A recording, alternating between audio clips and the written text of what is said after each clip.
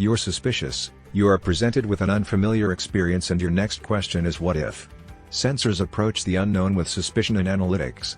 If you look before you leap and think before you act, you might be a sensor. You have to label the unknown to process it into known. Sensors categorize and name incoming data in their effort to navigate around and through it. You zoom in on the details before taking in the big picture. New information initially overwhelms a sensor, and they need time to process it because they begin with the small and progress to the large.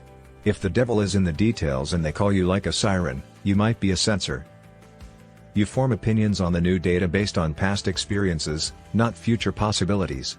Sensors rely heavily on what they already know in order to assimilate what they are learning. Your memory is sharp. It's a solid and reliable resource. You can recall events with great detail, whether it was last week or 5 years ago. Sensors juggle memories on the fly and rearrange them in order of which ones relate to the current situation. If you love to talk about the good old days, even if they happened yesterday, you might be a sensor. Your default method for accomplishing things is via the tried and true way. Sensors trust their memories of what works and assume repeating a process will bring repeated success. If you are in a rut, you might be a sensor. You don't mind learning through trial and error. To a sensor, mistakes are only one part of the bigger puzzle and do not deter them from moving forward in the learning process. Sensors learn through repetition and practice, creating new memories that keep them from repeating mistakes. If you are a perfectionist, you might be a sensor. You're known as a hands-on person. Because sensors learn by doing, they can be found under the hood of a car, investing in home repairs, or learning Morse code. If you love maintenance work or splitting atoms, you might be a sensor. You don't daydream, you make a plan. Sensors never keep a wishbone where their backbone ought to be. Averse to risk, they will make calculated decisions that take them where they want to go in the most efficient way possible.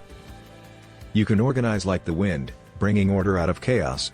Sensors love patterns.